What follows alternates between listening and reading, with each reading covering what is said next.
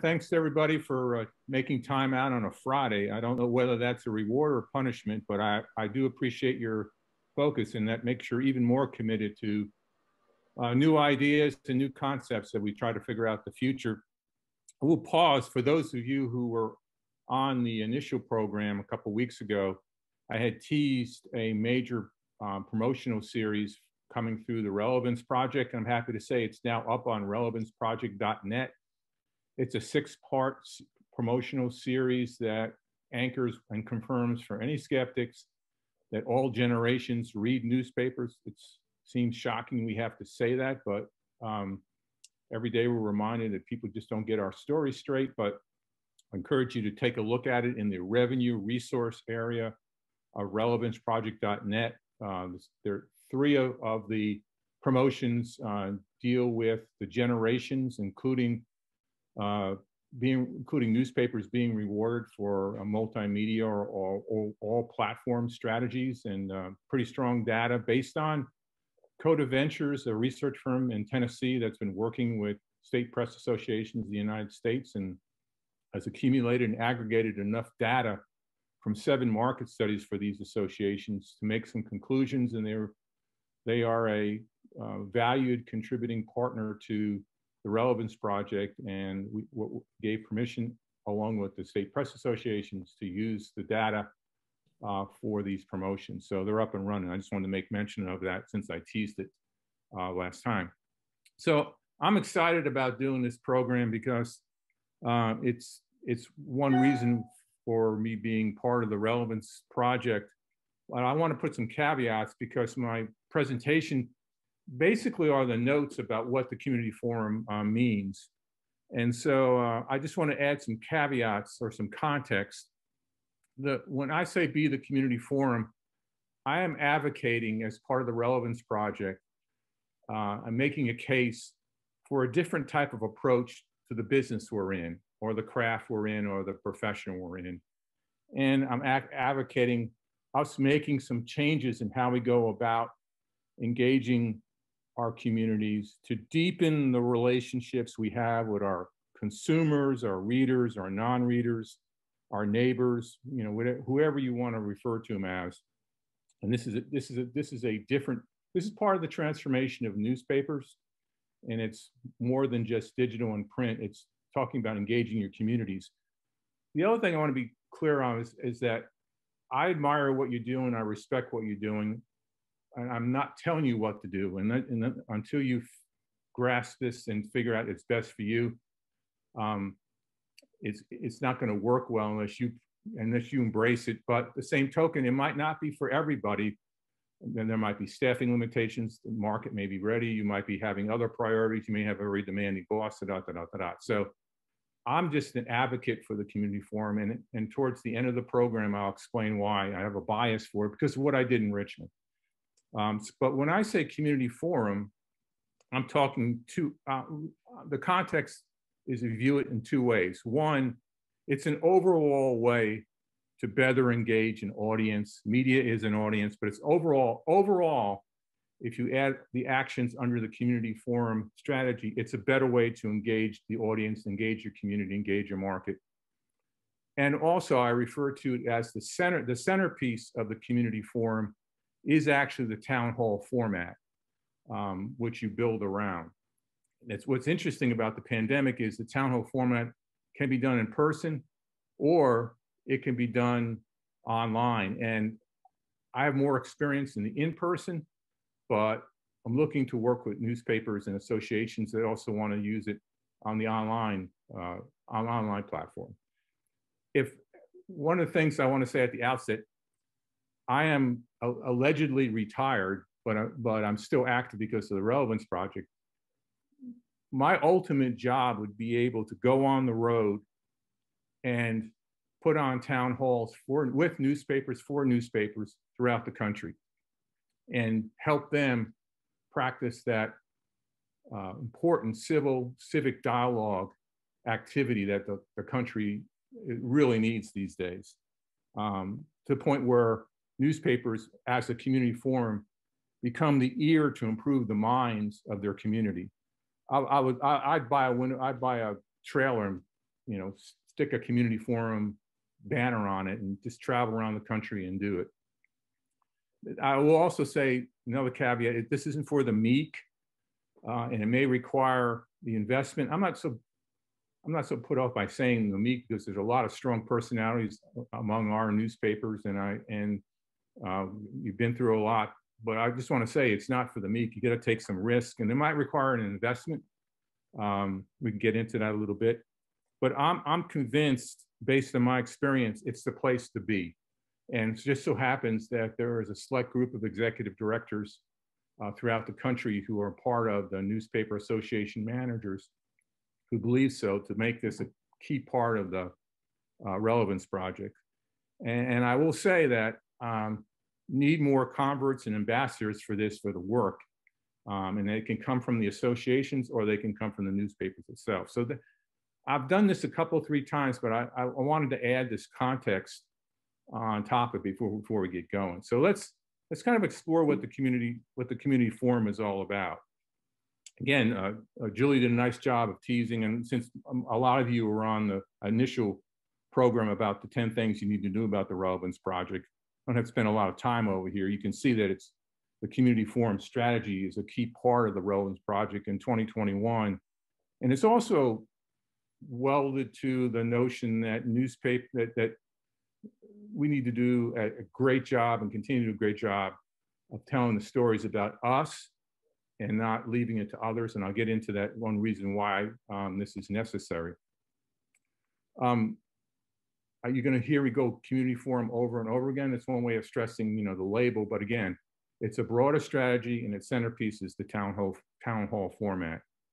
And so in making the case, sometimes you got to be a little uncomfortable, and I'll roll through this, but every day we're told the community newspapers are in peril. I don't mean to depress, but there's some certain things that are not going our way. Again, the community forum is a potential strategy. So the background that the reason for advancing this are because we have some of the problems. And I worked at a daily for a long period of time, but I've also worked on weeklies, and newspapers are settling into a niche. The problem with a niche is it's a smaller audience and it probably has smaller revenues.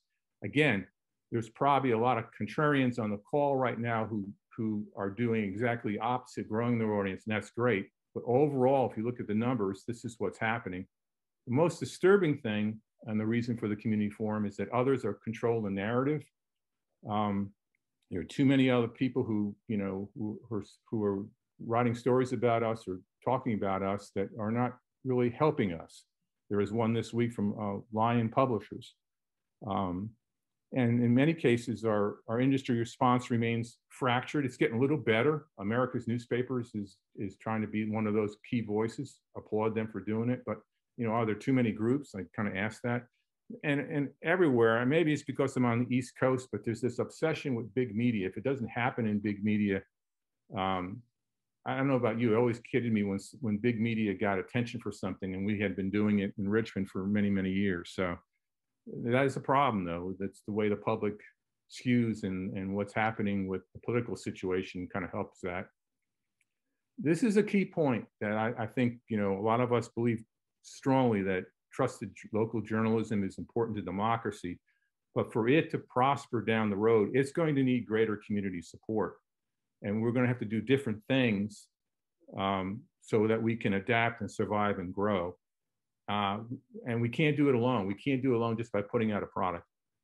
And the other question is, maybe we're worn out from the pandemic, but are we losing our inspiration? And moving towards a community format strategy can get that inspiration back. I know I'll talk a bit about my experience in Richmond and how I did that. So we've got these problems.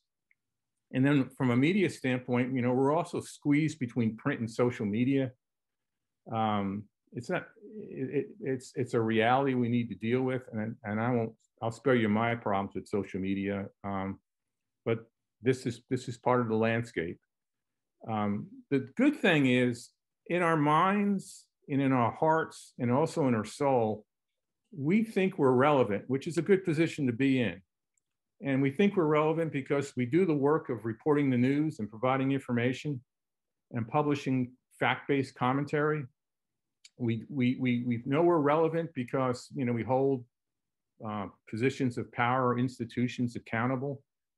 I actually saw a job description recently for an accountability reporter. I just kind of scratched my head and said, isn't that what all reporters are doing? But at least it's how we're showing we're relevant. We know when we're local, we demonstrate relevance, and there's nothing wrong with being the traditional gatekeeper because we've done it for so many years.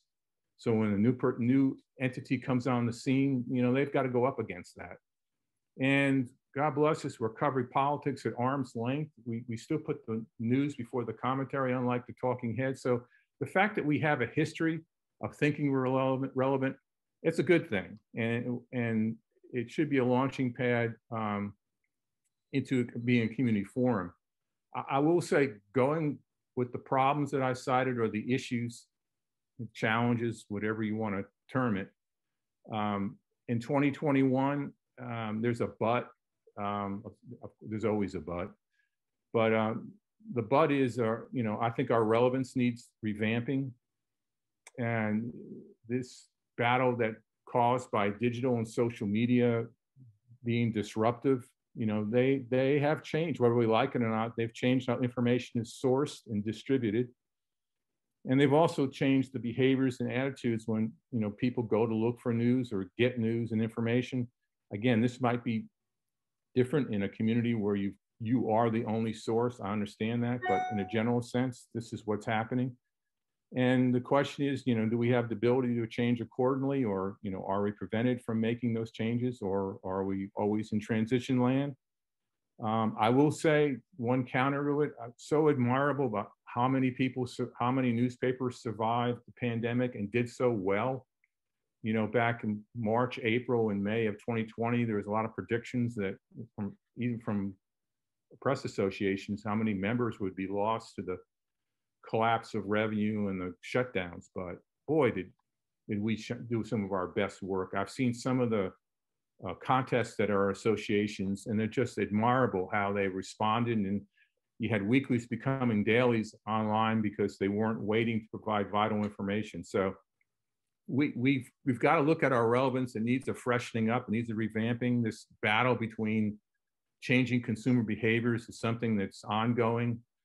And you know, the question is, are we adapting and are we transforming to the degree we need to? There's hope, and hope is not a strategy, so that's what the community forum comes in. And again, another boost is our history. That a lot of people shoot holes in it, and you know, we're a legacy. That I think that's great. We're traditional. I think that's great because our history is a good part of our story as we figure out the future. But we've reflected our communities, and we've provided useful information, and we've often entertained and enlightened, and we're reliable, and we can bring people together with a product. And you know, our work can solve problems by calling attention to them. So this is a good measure too. So there's a lot to build on. There's a lot to build on and being the community forum. So in essence, going back to the engagement, the importance of engaging a broader community, which is important because media is audience, and you know, that's how you monetize it to pay the bills and to gain the money for future investments.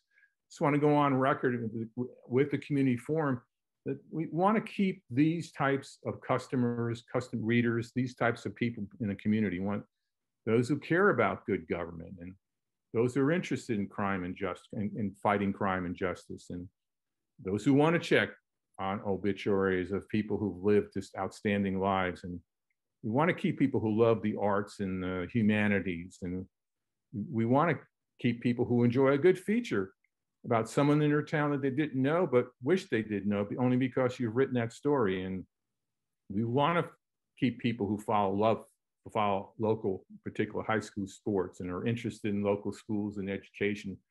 Boy, that's a whole knot of issues that are just ricocheting through the country, but they rely on you to report on that. We want to keep people who are interested in social justice, particularly what's happened in the last couple of years. And we want to definitely keep people who care about their community like you all do. And we want to keep people who read. want to keep them coming back. But we also want to attract these types of people. We want to figure out how to keep people who don't care about government. There's unfortunately a sizable number of that, but we want to figure out a way to keep them reading our material and talking to us. We want people who have tuned out divisive politics, can't handle it anymore. We want to keep people who don't like to read but want to be informed. And a lot of you are experimenting with video and other ways of getting them. We also want to read, some of the biggest challenges of those who've never subscribed or who have never read a newspaper. We want to attract people who only get their information on social media. We want to actually improve their mental health if that's the case. We definitely want to reach communities that are overlooked. That's really, really important. We also want to get young people to stay with us, and we want people who never know anybody whose name or picture has appeared in the newspaper. And the other key part we want to get is activists, and some activists might drive people crazy, but the activists are ground level and they're good entry points into issues. Let's see here. This is a pivotal time. Some might say it's a crisis, but if I know anything about our profession, the profession I love, the industry I love, it's that we do our best work during crises. So that's the backdrop. So let's be the community forum.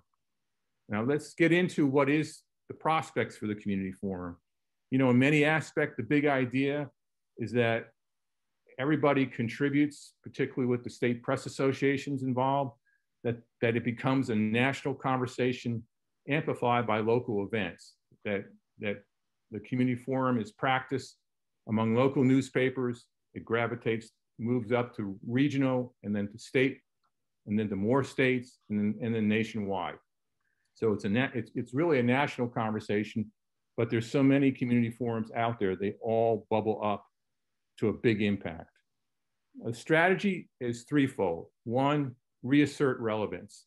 Remind people about the importance and the value of local journalism and what it brings to our society and democracy. And don't assume people know. Reestablish connections with all, not just traditional newspaper readers.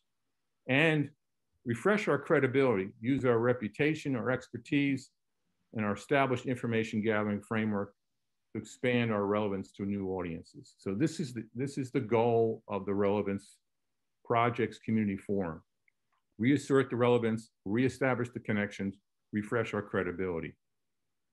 If you had a little wider lens on this, it's actually to help communities reinvigorate themselves along with their newspaper. It's actually important in being a better informed democracy. And you do this by launching the community forum strategy.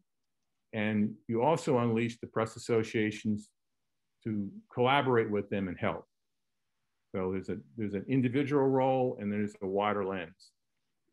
If I were to break this down in 3 dance steps and what you focus the community forum strategy on, and you might shuffle this depending on your community, but I would start first by testing the strategy or using the format to explain the mission of the news organization.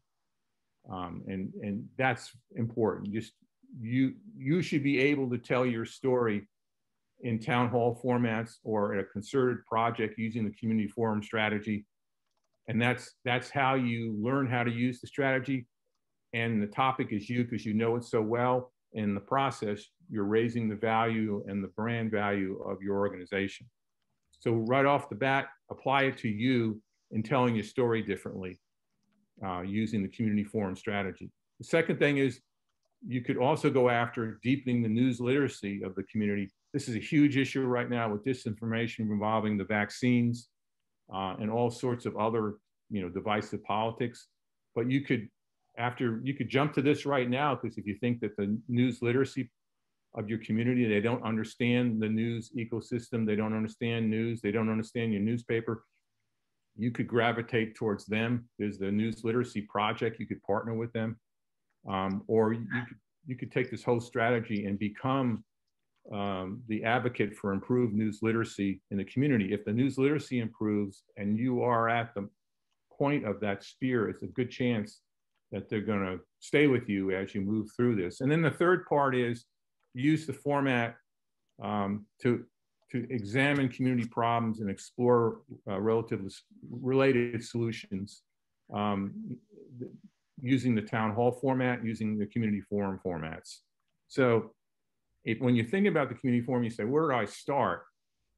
A good place is with your news organization and explaining what you do, and never assume that they understand that. It's amazing how much they know and not know about the newspaper or the local news, and how much you probably could learn from them on what you could do differently. This whole notion of taking on, not leaving it to, you could partner with other organizations in town to improve the news literacy of a community, and how they use information, how they determine what is a trusted news source, how they go about processing information so they don't get burned by bad information, that they have a list of go-tos, and you're one of them when they were trying to figure out what's going on in the community. And then 3 is the one that I did a lot in Richmond, is took some major issues where nobody was on the same page, or they needed a haven to go to have really serious conversations so they could move to the solution stage, but to examine your community. And what you get out of all these, you do get content. You get content and how about the conversation and what people say. You can get transcripts. So it's not like you're not going to get anything out of this, but there's content and there's plenty of material that you can use. So those are the 3 parts. And I added this from the last program I did because, well, somebody wanted to know where do I begin? You can begin with 3 and go right into community problems. You can begin on 1. You can begin. If you're a little unsure, start with yourself because you know that story well. The community forum. So let's just talk about planning. This goes back into the big idea where solution-seeking communities throughout North America just talk about the uncertain future of local news and the related dangers. This gets it. If you're trying to figure out what the topic is, this might be where to go. Again, and maybe you can work with other newspapers in your area too. You don't have to go by yourself. The goal of the community forum is to raise awareness. It's also to inform. It's also to listen. It's also to learn, and also to enlist supporters to help communities and their newspapers adapt. And this is another way of trying to understand this, why you would do this strategy. There's great benefits to raising awareness about you, the news organization. There's great benefits about raising awareness about the importance of news literacy and being able to understand what is trusted news and what is disinformation. Great benefits to have the newspaper as the model listener so that they know that there's an ear that they can count on to understand what their observations are, what their suggestions are, and what their points of reference are. There's ability to learn even more than just putting out a product. And also by using a different strategy to engage communities, there's a better chance of enlisting supporters that go beyond, do you want to donate, a note on your website about please donate. You're out there, you're in person with them, and you're engaged, and it's more of a natural act. The whole process it does improve the literacy and uplifts community journalism. I feel strongly about that. I'll get into that in a few minutes. One bonus right now, you're early on in this process. It's July. There's nothing that prevents the 3 press associations or individual associations working with their members to use National Newspaper Week, where everybody does a conversation about newspapers during that week. I believe it's in October. Yeah, it's in October. And there's also a news literacy week for coordinated. So if you're looking to find a place on the calendar, National Newspaper Week in October, and you have enough time to plan for it, seems like an ideal location for this type of a conversation.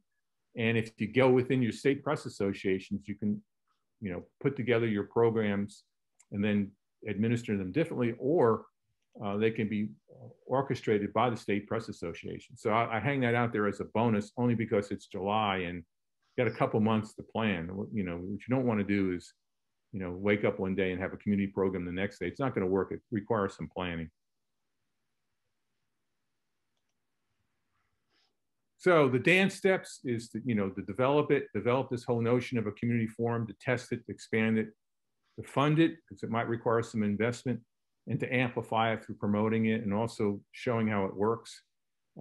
This is a borrow from innovation, the innovation process, but it's to kind of give you groundworks about where you are in the process. First, you develop your concept, you test it, you expand it, you fund it, and amplify it.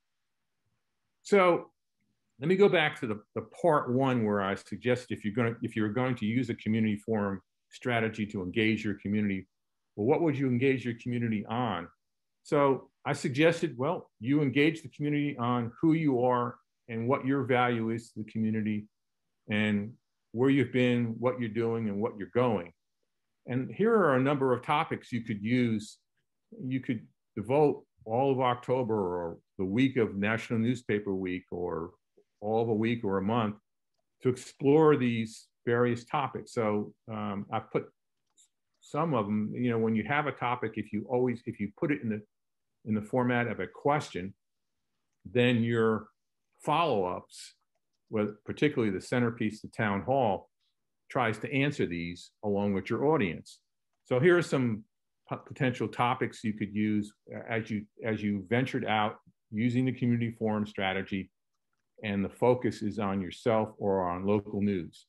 And you could do a whole approach on what your mission is and where you can improve. You can go broader from no matter where you are in this tri-state area. What is the future of local newspapers? You might be surprised what people thought. They might think everything is hunky-dory because you come out each week or twice a week. You might have a whole program on how can we better serve our readers. Just put it out there. You might use the pandemic and, has the pandemic changed us for the better? They probably saw you do different things and taken a temperature of what they're thinking. Here's one: how do we build trust with our news coverage? This is important, particularly where there's some strife and some conflict. Borrow the word relevant from the Relevance Project, and how can we be more relevant to you? It's a great word. Or just do a program on how we cover the news and, help strengthen our fill in the blank, help strengthen our coverage, or help strengthen our sources. So these are some topics, put in a question format that can move you to what the community forum is all about. If you wanted to move on, just, here are some additional topics that might be a little bit for part two, that deals with the news literacy focus. Again, your efforts in engaging are to improve the literacy so that they're better news consumers. A better news consumer is likely to stay closer to a newspaper. Here are the topics. How can we improve our community's news literacy? Just ask the basic question and say you're asking because you want to build a better democracy or a more vibrant democracy. You say tomato, I say tomato. You say media, we say no, we're the local news. Who is right? I actually did this program in Richmond. I'll mention it later on. Here's a great one: the disinformation era, the myths and facts about local news coverage. Just go right into it, put it out there, explore it, engage them, ask them, and then report back on what they're saying and what your reaction to it is. How do we stand up for the truth? Is there more we can do? And then an open mic. It's the whole, you can actually have town halls or programs. You just want to hear their stories. You don't have to have a news meeting to decide what the story is. You can just open the mic up and say, tell us your story. We're here to listen. That's a great behavior to have, being known as the ear of the community. Back on three, what topics would you decide to help problem solve in the community? You work with your community to decide. So those are just some suggestions going to that 3-part series: the community forum about you, the local news, the community forum about news literacy, community forums approach about solving community problems. The thing I have to keep coming back to is don't let others control our story. And that's the reason for the Relevance Project. But if anything, this is another attempt to do that, to stop this, those who tell our stories. Nobody should tell our stories but us, in concert with the community, be the community forum. So your role is develop, test, do, build up. And you know, there are other ways to toot our horns in addition to the town hall format. You can do regular columns discussing local newspapers' roles. I know some of you have done that. Some of you have regulars. That's fine. Some of you don't. Series on the First Amendment from a local perspective. Encourage other public forums on local journalism. The publication of civic lessons. You know, there are some initiatives. Wisconsin has a First Amendment initiative that goes after civics, which have been lost in schools. That's a great niche or topic for newspapers to move in. You know, take news literacy training into the schools. You know, you work with them and the news literacy project. And then, you know, find ways to let readers know when coverage has made a difference. So I offer some other suggestions you can do along the ways. I don't have all of them listed in a nice bundle, but I'm trying to encourage you to think once you get rolling on the community forum is, you know, how does your needs and interests adapt that community forum so you can be more effective in putting the newspaper in the center part of the community as the source and the hub for dialogue and conversations and information and sharing and solutions. Be the community forum.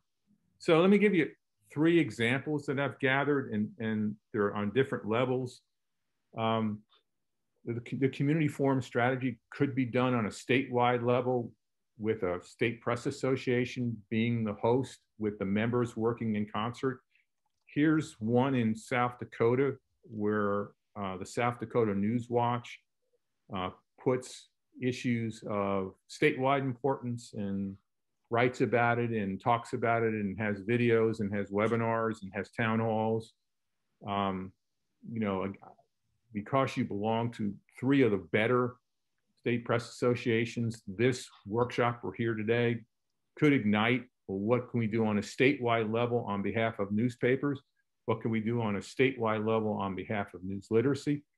What can we do on a behalf of statewide level to help solve problems that are statewide? And so in South Dakota, they came up with an organization that basically is the community forum. And if you study it, you can start to see what business models are there. I mean, sponsorships could help provide revenue.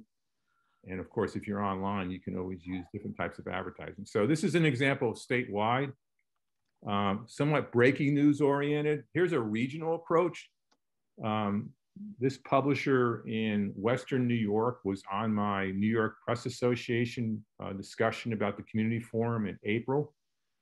And he is using the format of engaging and encouraging and inviting people on conversations to basically create a new identity in the western part of New York. And recently, he had a town hall online, not ready for in-person town halls because of the vaccines, but he got an initial audience of 100, and they started to talk about what does the western region of New York, the background is they're upset with how they're treated in Albany. But imagine this, is that a newspaper publisher of a weekly working is now Hello. the point person on a discussion about a regional issue and what they can do. I thought that was pretty neat. So one way, I'm sorry, I'm getting a little feedback. One way you don't, if you don't want to go it alone, what Chris Caruso did is he had the idea and he invited other newspapers in Western New York, and lo and behold, he got about a dozen, and they all went in together on the series of conversations about what does a Western New York look like. So that's a possibility. Collaboration is also a way not to feel lonely. That's the way I put it. And then, okay, let me just get into this, my bias. And then this is the local newspaper doing it. So I thought maybe I would start with this, but I decided to put it at the end because it personifies the community forum. I called it the public square, and in Richmond, Virginia, that's what I did. And this is why I feel so strongly about this way of engaging. So I'll deal with what the public square is, but when I became publisher, and when you're new to a job, you go around, well, what do you think about the Richmond Times-Dispatch? And what I was getting back is that the paper was too aloof. It wasn't part of the community. It lectured people. It was a bunch of people who thought they, knew everything, and it's really hard to get them on the phone, and no one covered this, and no one covered that. And just, wow, I just didn't realize, that was the reputation of the paper. And then I went to somebody and I said, well, I'm going to start inviting readers in, and, we're going to have a conversation about what they think about the Richmond Times-Dispatch. And I was told nobody could come in the building. And that was really weird because we had this big room that could fit about 180 people. And that motivated even more that we were aloof, we weren't part of the community, and they didn't trust us. And so that led me on this initiative called the Public Square. So in short, the Public Square was all about fostering civic conversations on issues of importance. And if you pause on some of these words, they are also at the guts of what the community forum is all about. I would say that most communities, their conversations are not civil, but there's still a need there. So we were going to prove in Richmond, Virginia, that the newspaper was the initiator of civic conversations where people could talk about issues, some of them being tough, but he did so with respect and listening to the other side and giving people voice so that their ideas could be heard.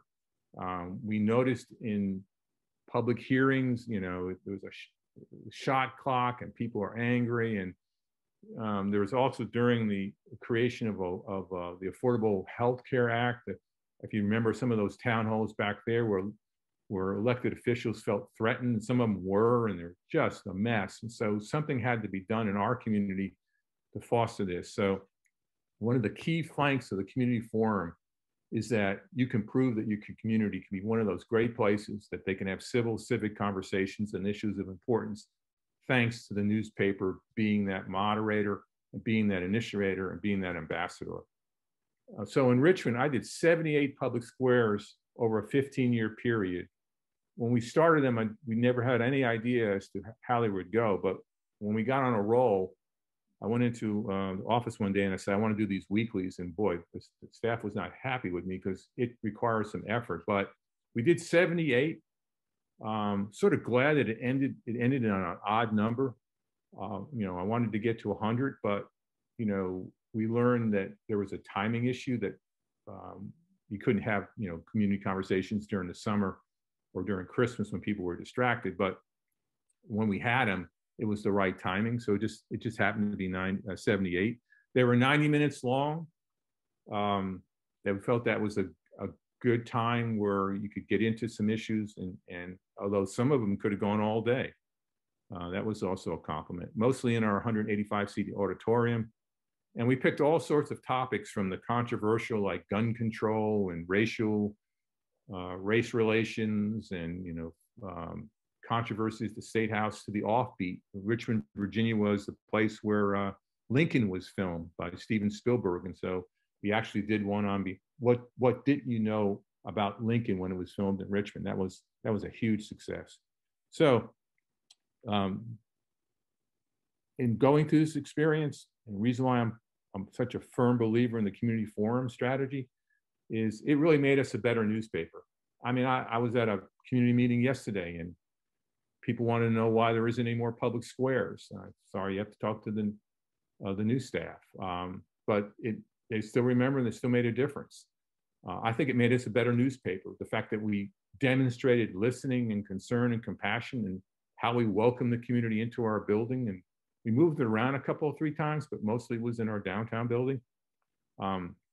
It demonstrated the importance of listening. If all of you step back and you just think about how you listen these days. It's usually it probably is in the defensive stance when people call to complain, or it's when you're pursuing news stories. But is there ever a time where you just listen to a civic conversation of an issue of importance that you fostered? And if the answer is no, then try the community forum. It's also an excellent way of showcasing our journalism. Did this after the first 25, where the invitations would go out. The newsroom would then write about that issue the Sunday before the public square. We always made sure that we had the reporters in the room, and some of them participated in the moderation. And in some cases, they did the interviewing of the panel. It was really neat to be able to showcase the reporters, the subject matter experts of topics. But it was also to remind them that our content is very important to them and to us, but here are the people behind the byline. So it's an excellent way of showcasing local journalism. One major conclusion: people want to be heard. They're frustrated. They want to be heard. And by using the format of the town hall and through successful moderation, people can be heard in a respectful way. And I will tell you, the first 25 of the 78 public squares were sort of, they weren't that good. But after a while, by doing it over and over again, it's like writing, you find your purpose. The reality of it is there are a few places where people can feel safe expressing their views. That's sad. If anything, this is another reason to advocate the community forum. The newspaper should be that place where people get heard, and the support that goes because of that is huge. The divisiveness, it's not going to get any better. I'm sorry, I'm not going to leave this to government or politics to solve this. It's the local news operation that's going to help solve this, I believe, if they're willing to invest. So we can prove. I would end all the public squares by saying how proud I was of the community, that Richmond was a place where we could have a civic conversation. And people would smile. They go, yeah, I'm glad to have been here. Thank you for inviting me. And then I didn't move from conversations to solutions, but in studying the community forum strategy, that's why I'm advocating it with the community, because there's a hunger for it. And even if you just built all the potential solutions and let the community decide what was the best solution, at least you've teed up the possibilities, which is huge. So these are the conclusions based on my 78, and that's why I feel so strongly about this approach as part of the transformation of the business model. Digital gets all the attention, but digital is a technology, it's a thing. This is an activity. This is a pattern of behaviors. This is a purpose. This is a value. So a little bit on the format. You might want, well, how did you put these on? So here's the dance steps. Pick a topic. You invite the people. You inform on the topic in your newspaper and website. You conduct the public square. You report what's happened. You report about the conversation, and then you create a whole transcript of the entire thing. You can edit it down if you don't have space, and then you run a picture with each speaker, going back to one of the standards of journalism: faces and names. So this is if you wanted to talk about how you put on a public square or a community forum, pick the topic, invite the people, inform them before the topic, so they're briefed, conduct the conversation, report out on what was said, and then the transcript for them to read. A lot of people sometimes don't like to go and sit in a room like that, but boy, I had a lot of people tell me that they went to the public square by reading the transcript.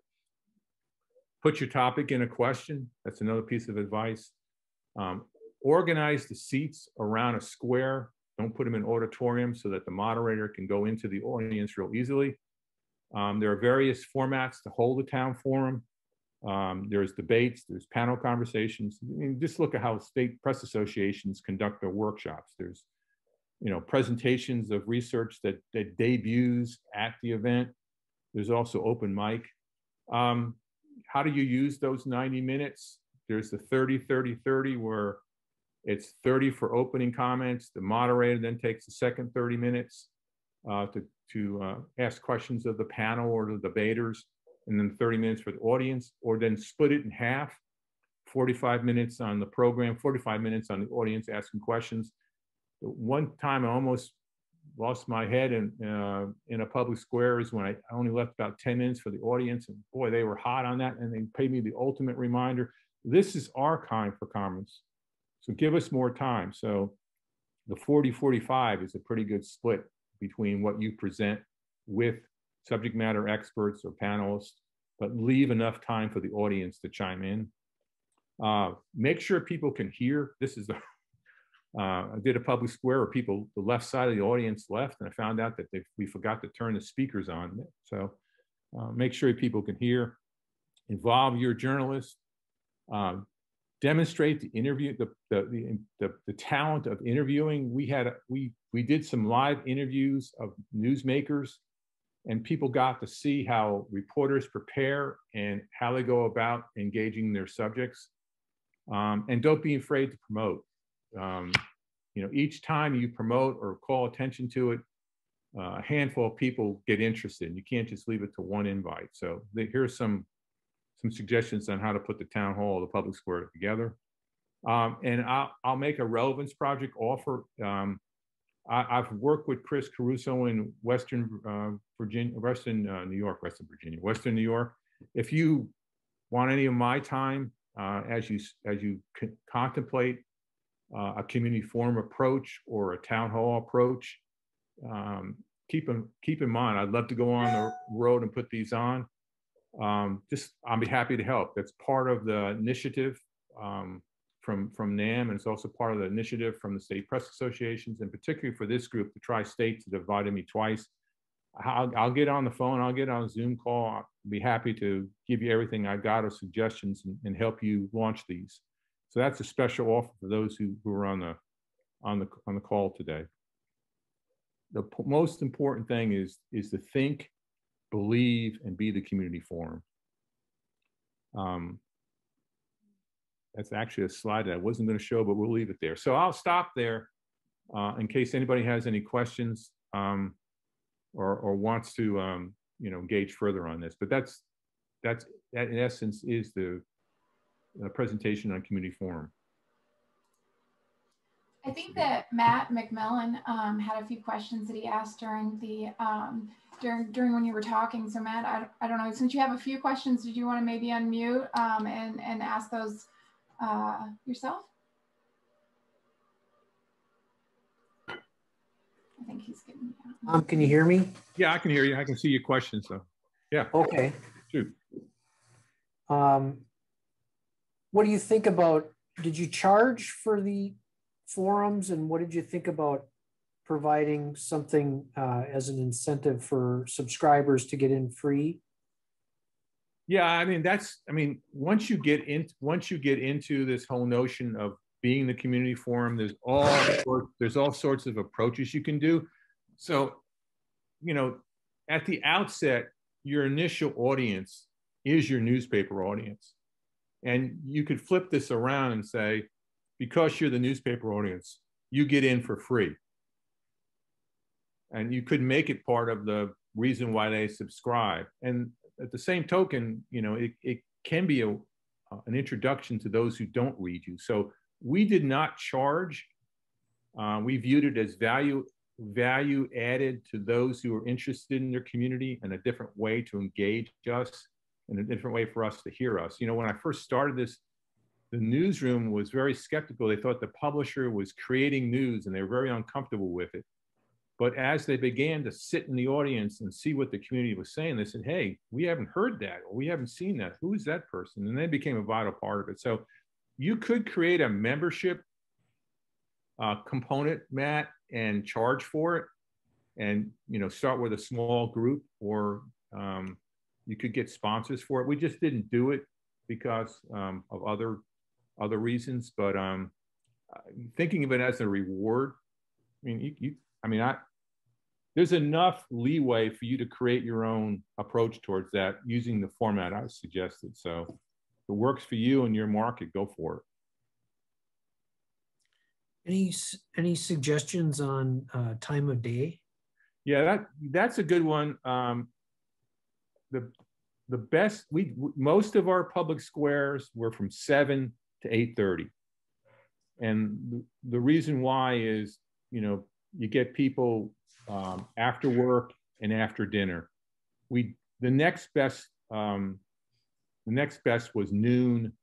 Because we found that on certain issues, people went for, left lunch, and we thought about serving lunch with a sponsor, but and then we did one late in the afternoon, and it wasn't very good. So I would say 6:30, 7 start, do the 90 minutes, try to get them out before 9 o'clock. There were a couple of public squares where I couldn't get them out. They were still talking afterwards, 10 o'clock at night.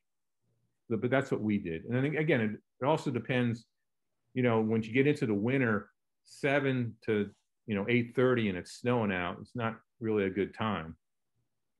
But that worked for us. Okay. And you covered what was said in what was talked about in these forums in the paper? Absolutely. As a matter, the newsroom didn't do it initially, and I said to him, I said, if something happens on the first floor and you're not there, it's on you. But this is actually great content.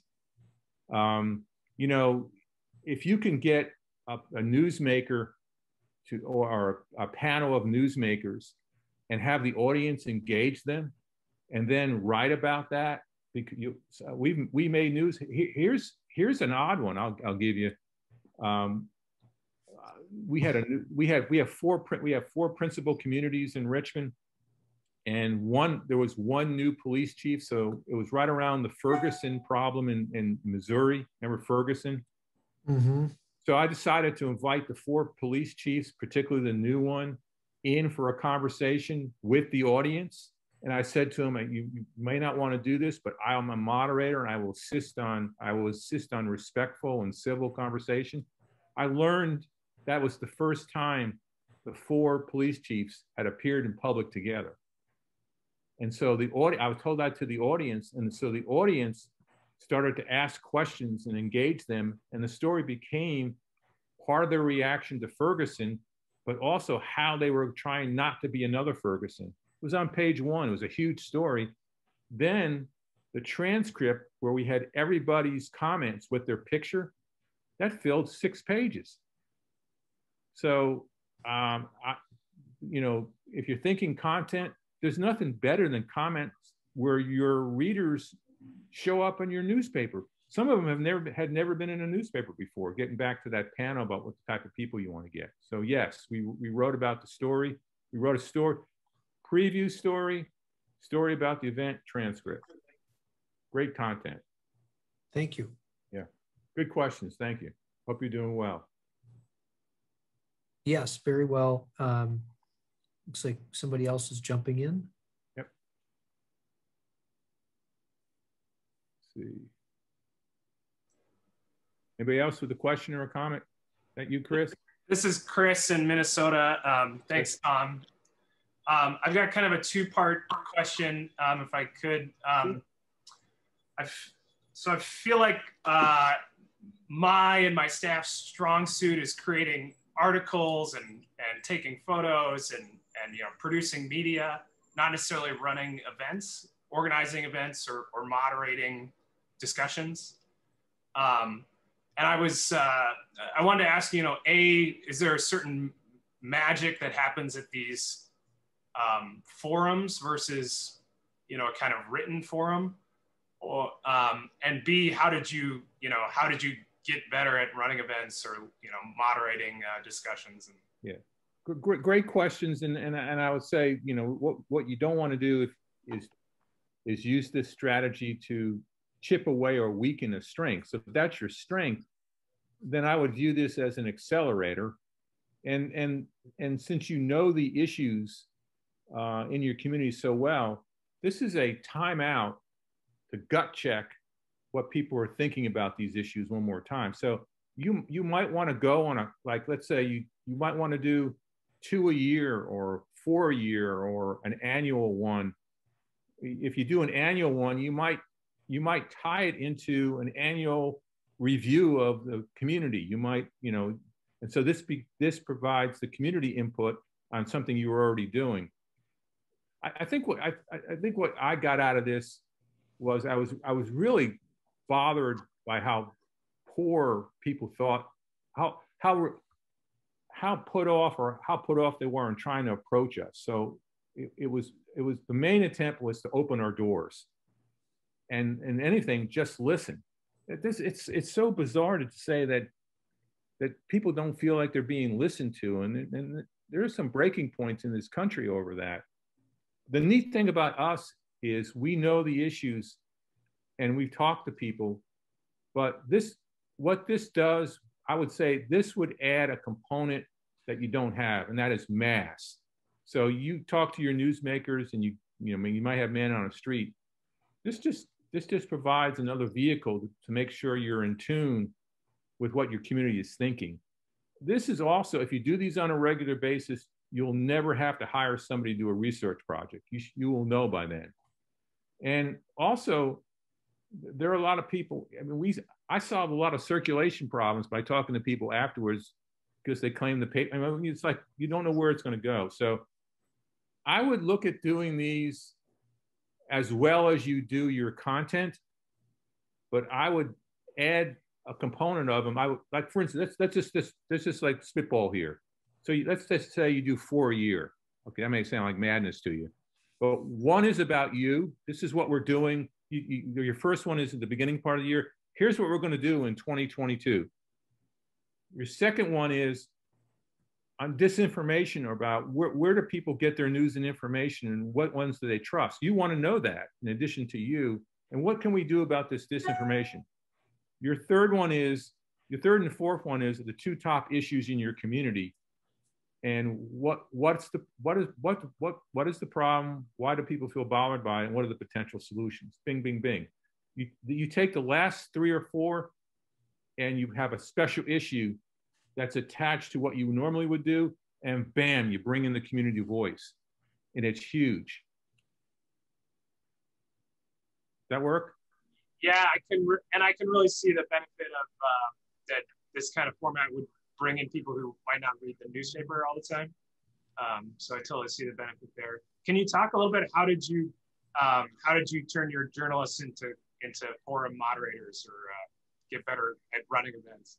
Well, you pick those who are very comfortable, and some of our reporters are painful introverts, and they just this would not work for them.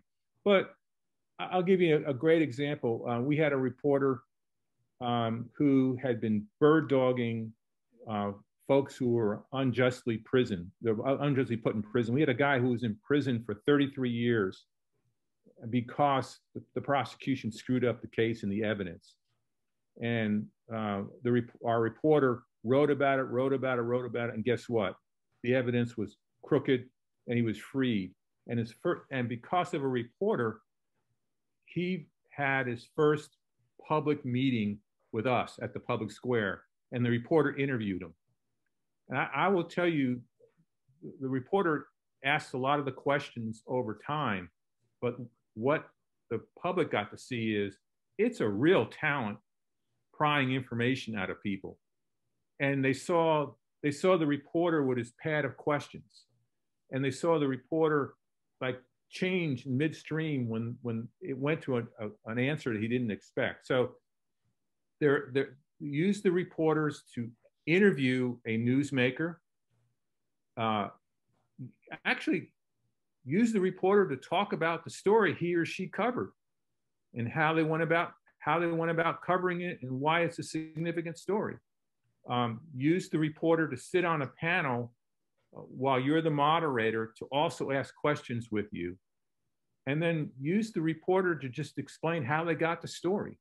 And actually, my favorite is we actually had an editor who was in the movie Lincoln, and told this great story. He was in the death scene by accident because he had a beard, but he had the wrong pants on, so they had to cut the scene different. I mean, you just never know. So how they do their craft, how they got the story, and then help you as the moderator ask the questions, because if it's all on you, you're also trying to keep the room sane, but just go be a partnership on it. Thank you. Yeah. Anybody else? Yeah, Natasha. Hi, thank you for this. I'm just wondering if in any of those 78 that you did, that you targeted demographics, like for instance, you wanted especially to reach high schoolers and have them show up, or a minority population? Yeah, great question. The answer is yes. I'll give you a couple. This is early on. Remember, 2005 to 2019 is the period. We actually did one on what is this MySpace? What is this thing called social media? Actually, we're ahead of the time because half the audience didn't know what we were talking about. So underage, you can do this two ways. You can pick the topic, underage drinking. And in Richmond, used to drive me crazy when out-of-towners would call it the capital of the Confederacy, and all the statues have come down here. But we did a couple on racial strife, and the paper's history itself would, why are you doing it? We earned a lot of credit. So yes. And then we learned after Public Squares 25, the power of invitations. And so the really good conversations work this way. There were probably 50 people who you wanted to talk about it because they were so knowledgeable, but you only had room for 3 people on the panel. But you invited the other 47 and say, boy, we would really like you to come and talk. So when they stood up, even though they weren't on the panel, they were smart, if not smarter, in making key points, and you knew who they were. So you pick a topic, and if you're smart about who you want in the audience, very important for a newspaper to have a younger audience and to be around them. So you pick a topic, but you do have to do the invitation. We found inviting college classes was very good, like either journalism classes or, let's say you're talking about underage social working classes. We have Virginia Commonwealth University, 38,000 students here during the time. They made a great addition. They weren't print readers, but they became online readers, and it really helped to see their name on the website. How big is your circulation? Like, how big of a newspaper are you? Or when I became publisher, we were 210. When I left, we were 80. Okay. But online, we were growing quickly. So, that's the other audience. Thank you. Yep, you're welcome. Great question. Thank you for answering. Anybody else? So I will send the PowerPoint presentation to Julia if I can get it through this antiquated WordPress system. But if anybody wants to go offline, happy to talk. And I applaud you for your interest in it. Chris's question about, we're doing all this other great stuff. How does this fit into it? You've got to make that determination. I think if the business model moves to the community forum strategy, you have the community first in mind, and then the platform conversations follow. And there's a way to monetize a large audience, and that's what you're after. And it's another way to introduce yourself to audiences you don't have, but it's another way to match question to reward audiences you do have and making them feel special. I feel so strong in it. It worked.